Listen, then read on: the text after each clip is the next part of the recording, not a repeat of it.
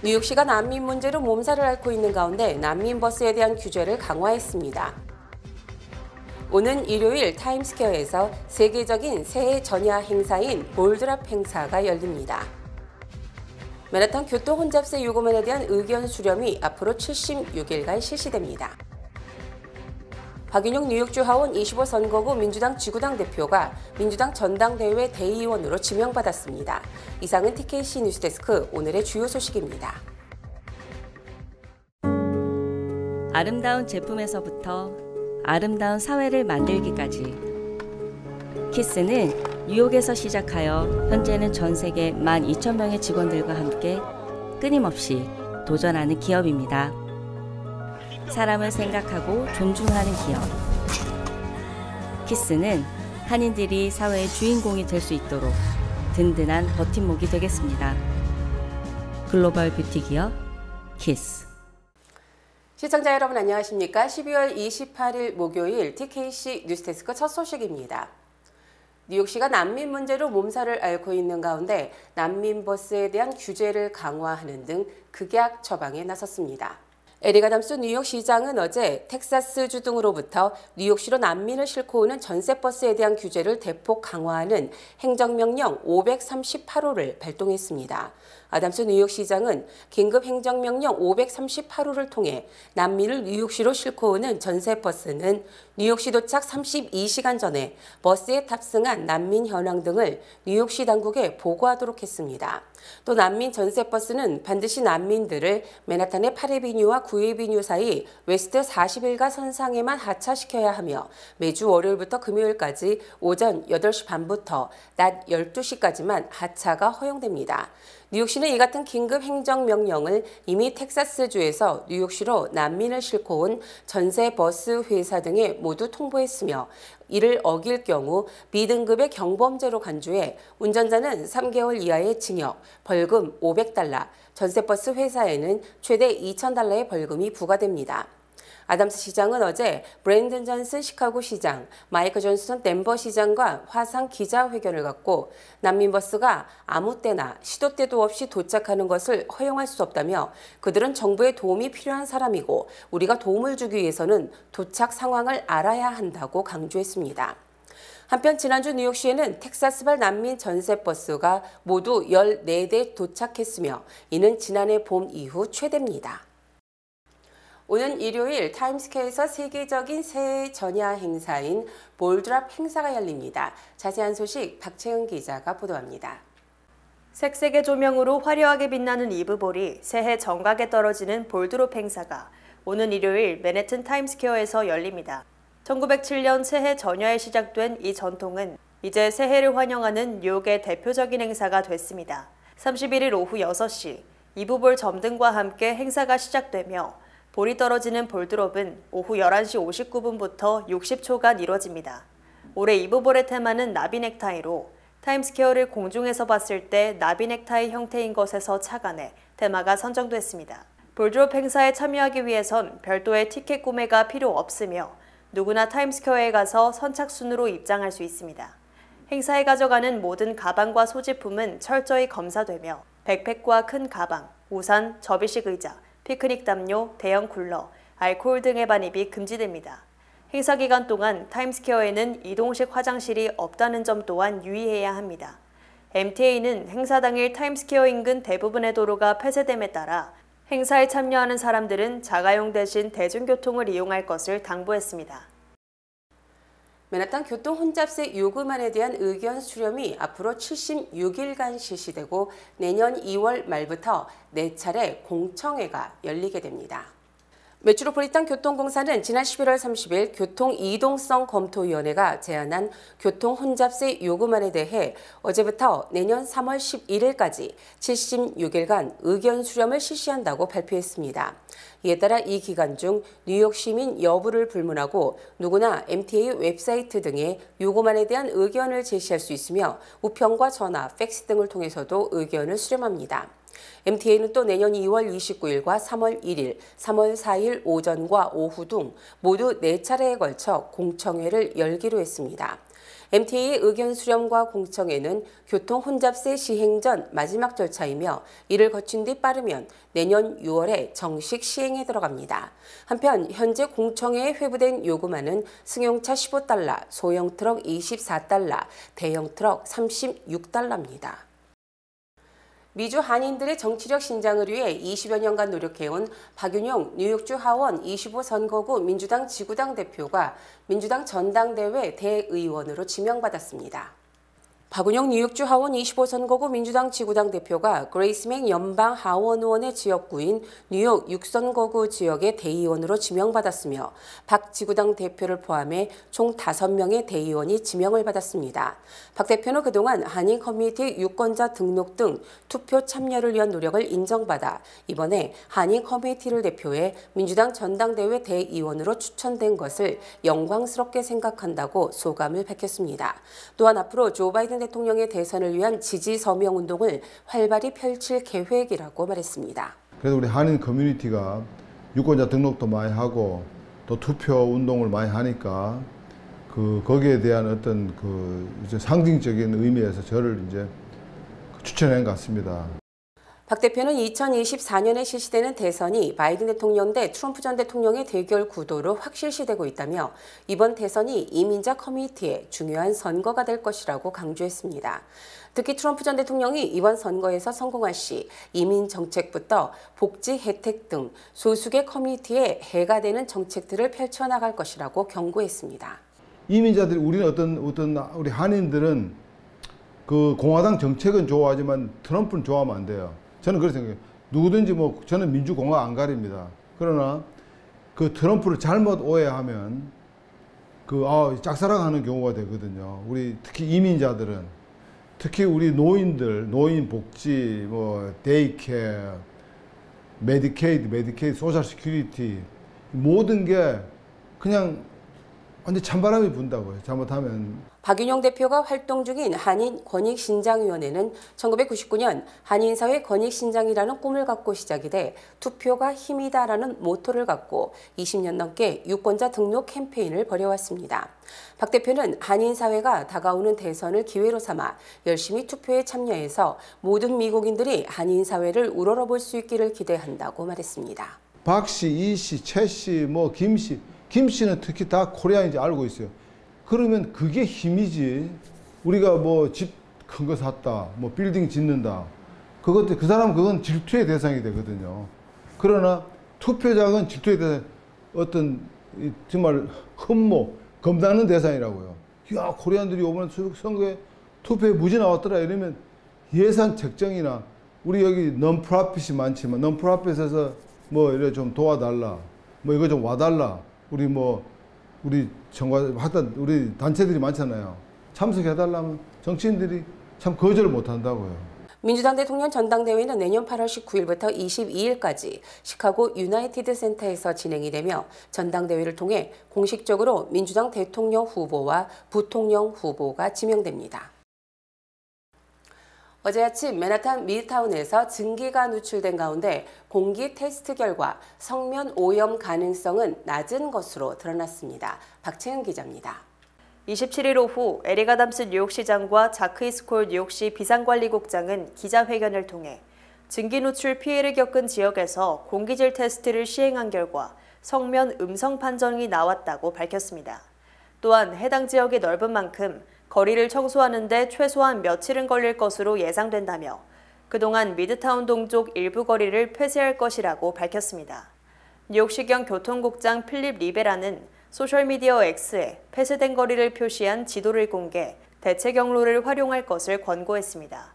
에너지 회사 코네디슨의 스팀 운영 담당 부사장인 휴 그랜트는 증기관은 파열되지 않았으나 증기 시스템의 대체 파이프 중 하나에서 증기가 방출됐다며 유출 원인에 대한 조사가 진행 중이며 파악되는 대로 공개 발표가 있을 것이라고 말했습니다. 앞서 27일 오전 2시경 미드타운 53번가 및 2번가 교차로의 증기 파이프에서 증기가 누출되기 시작해 거리가 폐쇄되고 해당 지역 거주자들은 실내에 머무를 것이 권장됐습니다. 트럼프 전 대통령의 대선 출마 자격에 대해 콜로라도주는 불가, 미시건은 가능 등 주 법원 판결이 엇갈리는 가운데 트럼프 측이 콜로라도주의 판결에 불복, 연방 대법원의 판단을 요청했습니다. 트럼프 측은 지난 19일 콜로라도주 대법원이 공화당 경선 투표용지에 트럼프 전 대통령을 제외시키라고 판결한 데 대해 어제 연방 대법원에 상고를 했습니다. 트럼프 측은 콜로라도주 대법원은 수정헌법 제14조 사망 내란 가담자의 공직 출마 제한 규정을 잘못 해석했으며 대통령의 재직 시 행위는 이 조항에 해당되지 않는다고 주장했습니다. 트럼프 측은 콜로라도주 대법원이 당초 판결 때 내년 1월 4일까지 항소할 수 있도록 판결 유예 기간을 부여하자 이 기간 내에 연방 대법원으로 사건을 끌고 간 것입니다. 이에 앞서 미시건주 대법원은 트럼프 전 대통령이 공화당 후보 경선에 참여할 자격이 있다며 콜로라도주 대법원과 상반되는 판결을 내리는 등 각 주마다 트럼프의 출마 자격에 대한 해석이 엇갈리고 있습니다. 한편 트럼프 전 대통령은 대선 뒤집기 시도로 기소된 사건의 재판과 관련해 트럼프의 행위는 대통령 면책특권에 해당되지 않는다는 연방지방법원 판결의 불복, 이 또한 연방대법원으로 끌고 가서 대법원 최종 결정을 요청한 상황입니다. 트럼프 전 대통령이 대통령에 당선되면 한국과 일본 등 동맹국을 경시할 것이라는 지적이 제기됐습니다. 트럼프 전 대통령이 최측근으로 활동하다 적대적 관계가 된 존 볼턴 전 백악관 국가안보보좌관은 트럼프 전 대통령의 기본적 외교 방침은 고립주의이며 내년 대선에서 승리하면 일본을 포함한 동맹국과 우호국을 경시할 것이라고 주장했습니다. 볼턴 전 보좌관은 트럼프 전 대통령이 임기 중 북대서양 조약기구 나토를 경시했다고 지적하고 대통령으로 복귀하면 러시아에 대항하는 나토에서 탈퇴할 것이라고 말할 수 있어 매우 걱정스럽다고 말했습니다. 또 중국이 패권 장악을 노리는 인도태평양 지역에서도 동맹국가 우호국과의 협력을 축소할 가능성이 있기 때문에 트럼프의 복귀는 미국에 심각한 손실이 될 수 있다고 우려했습니다. 볼턴은 또 이란과 북한, 중국, 러시아 간 협력 강화에 대해 냉전 뒤 세계 질서가 종언을 맞이했고 새로운 축이 형성되고 있다고 지적했습니다. 하지만 볼턴 자신도 트럼프 못지않은 외골수 독불장군으로 백악관 국가안보보좌관에서 해임된 뒤 사사건건 트럼프를 물고 늘어지는 인물로 평가됩니다. 니키 헤일리 전 유엔 대사가 트럼프 전 대통령의 강력한 대항마로 부상하자 트럼프 등 남성 경쟁자들이 노골적인 성차별 공격을 가하고 있습니다.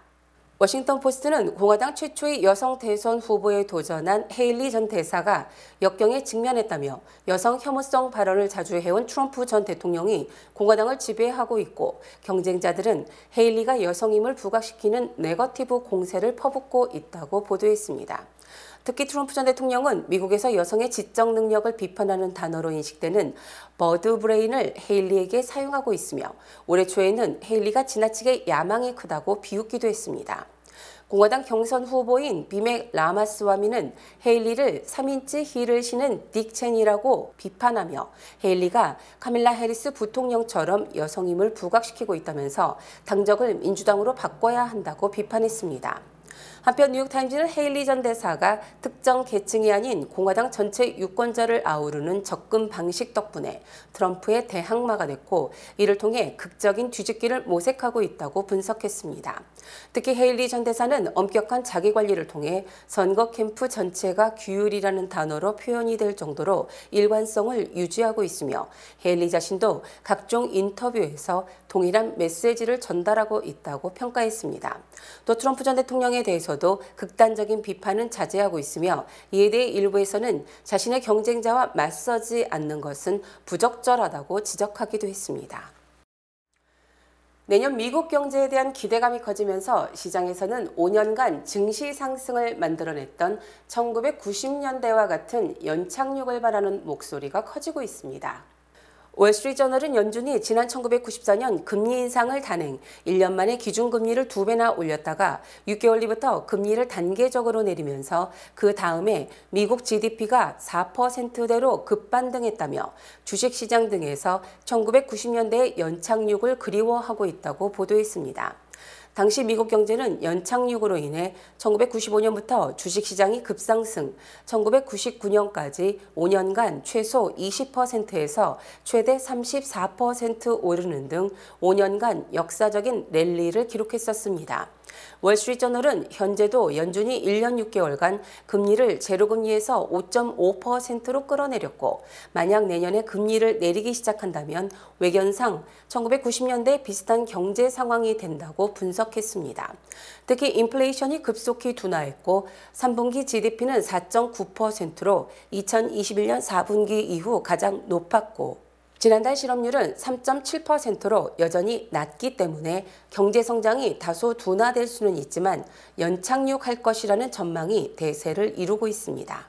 이에 따라 시장에서는 연준이 내년 중반부터 금리를 내리기 시작한다면 은행이나 시가총액이 작은 기업들의 주가 상승이 두드러질 것이라는 기대가 커지고 있습니다. 자동차 구입 대출금 미 상환액이 자동차의 가치보다 많은 이른바 깡통차가 급증하고 있는 것으로 조사됐습니다. 차량 매매 중개업체 에드먼즈닷컴은 지난달 자동차 대출금 미 상환액이 자동차 평가 가치보다 6,054달러가 많으며 이는 지난 2020년 4월 6,078달러 이후 3년 6개월 만에 최고를 기록했다고 밝혔습니다. 특히 이는 팬데믹 이전인 지난 2019년 5,300달러보다 14.2%가 늘어난 것입니다. 또 자동차 대출금 연체율이 지난 1994년 이후 최고를 기록했고 압류율도 높아지고 있으나 자동차 가치가 미 상환액에 못 미치는 깡통차여서 은행들은 차를 압류해도 대출금을 모두 회수하지 못하는 실정입니다. 이처럼 깡통차가 많은 것은 자동차 대출금 상환 기간이 보통 60개월에서 최대 72개월, 즉 5, 6년에 달하며 신차가 5, 6년이 지나면 가치가 급락하기 때문에 자동적으로 미 상환액이 차량 가치를 넘어서게 되는 것입니다. 즉 부동산 담보 모기지는 부동산 가격이 시간이 지날수록 대체로 상승, 대출 미 상환액이 담보에 못 미치는 경우가 드물지만 차량은 소모품으로 갈수록 가치가 하락하기 때문에 깡통차가 늘어나는 것입니다. 이번 주 토, 일, 월요일 본 방송사에서는 한 해를 결산하는 SBS 연기대상, 연예대상, 가요대전을 만나볼 수 있습니다. 본 방송은 30일 오후 7시부터 2023 SBS 가요대전을 방송합니다. 스위치 온이라는 주제로 진행이 되는 올해의 가요대전은 스트레이 키즈, 여자아이들, 투모로우 바이 투게더, 아이브, 르세라핌, 제로베이스원, 라이즈 등 인기 K-POP 가수들이 대거 출연합니다. 31일 오후 7시부터는 2023 SBS 연기대상이 방송됩니다. 올해 연기대상에는 모범택시2의 이재훈, 낭만닥터 김사부 시즌3의 한석규, 악귀의 김태리, 그리고 소방서역 경찰서, 그리고 국가수의 김래원이 대상 후보로 선정됐습니다. 또 1월 1일 오후 8시에 방송되는 SBS 연예대상에서는 신동엽, 김종국, 서장훈, 유재석, 이상민, 이현희, 탁재훈 등 7명이 대상을 놓고 치열한 경쟁을 펼칩니다. 올 한 해도 어김없이 시청자의 웃음을 책임지고 있는 SBS 예능의 화려한 축제가 펼쳐집니다. 2023년 가장 뜨거웠던 프로그램들과 가장 큰 사랑을 받았던 가수, 연기자, 예능인들이 한자리에 모이는 축제회장에 여러분들을 초대합니다. 뱅크 오브 호프가 뉴욕 진출 25주년을 맞이했습니다. 고객과 커뮤니티의 끊임없는 성원에 감사드립니다. 본 프로그램은 희망을 설계하는 전문가들의 은행 뱅크 오브 호프 후원입니다. 주요 단신 전해드립니다. 지난주 신규 실업수당 청구 건수가 21만 8천 건으로 전주보다 12,000건 늘었으며 경제 전문가 전망치 21만 5건보다 3천 건이 많았습니다. 공화당 대선 후보 경선에 나선 비백 라마스와미가 TV 광고를 중단함으로써 중도 사퇴 가능성이 커졌으며 트럼프 전 대통령은 라마스와미가 자신을 지지할 것이라고 주장했습니다. 뉴욕타임즈가 오픈 AI와 마이크로소프트가 인공지능 훈련에 뉴욕타임즈 기사 수백만 건을 무단 사용, 손해가 수십억 달러에 달한다며 연방법원에 소송을 제기했습니다. 인디애나주 솔트크리크 인근 고속도로 다리에서 교통사고를 당한 픽업트럭 운전자가 6일 만에 기적적으로 목숨을 건져 화제가 되고 있습니다. 지난 24일 플로리다주에서 14세 소년이 크리스마스 선물을 둘러싸고 말다툼을 벌이다 23세 누나를 총기로 살해했으며 형의 총에 맞아 부상을 입었습니다. 어제 친팔레스타인 시위대가 존 F 케네디 공항 등 뉴욕시 인근 공항 진입로를 봉쇄, 팔레스타인 권리 확대를 요구하는 등 시위를 벌였습니다. 미국 최대 은행 JP모건 체이스의 올해 주가가 26% 급상승하면서 시가총액이 4,852억 달러를 기록, 2위 은행인 뱅크 오브 아메리카와 3위 시디은행의 시가총액을 합친 것보다 더 많은 것으로 조사됐습니다. 골드만삭스와 모건 스탠리를 비롯해 10개의 세계적 투자은행과 증권업체들이 한 목소리로 내년에도 중국 부동산 위기가 계속될 것으로 전망했습니다. 날씨 전해드립니다. 금요일인 내일은 대체로 흐리겠습니다. 내일 낮 최고 기온은 54도, 밤 최저 기온은 41도입니다. 해 뜨는 시각은 오전 7시 18분, 해 지는 시각은 오후 4시 30분입니다.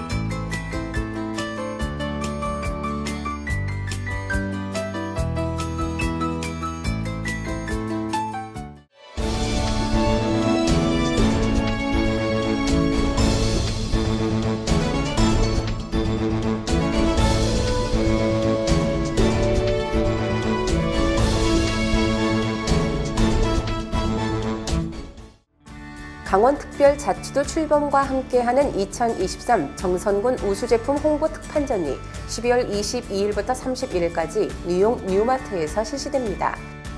연말 선물로 좋은 정선 스위치 영양떡과 찐 약도라지 가루, 찰옥수수와 취나물, 시래기, 청국장 등 다양한 우수제품을 만나보실 수 있습니다. 31일까지 뉴욕 뉴마트에서 진행되는 정선 홍보 특판전에 많은 관심 부탁드립니다.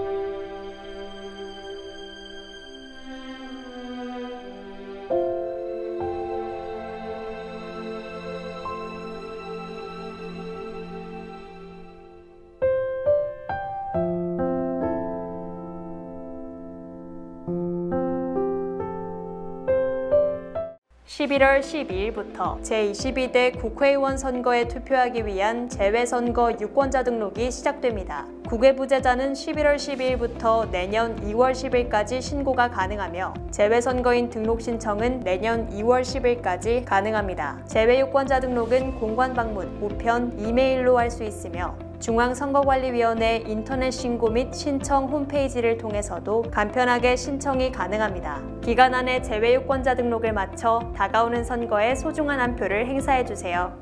한국에 가신다고요? 한국에서 오셨다고요? 유니온 전당포에 오셔서 쇼핑도 하시고 경비도 벌어 가세요. 롤렉스, 카르티에, 구찌, 다이아가 박힌 보증서가 있는 각종의 보석들이 기다리고 있습니다. 한번 오셔서 구경도 하시고 상담도 받고 눈으로 직접 보세요. 소자본으로 보석상을 운영하고 싶으시면 유니온 전당포를 찾으세요. 전화 718-461-8949. 이상으로 12월 28일 목요일 TKC 뉴스데스크를 마칩니다. 시청해주신 여러분 고맙습니다.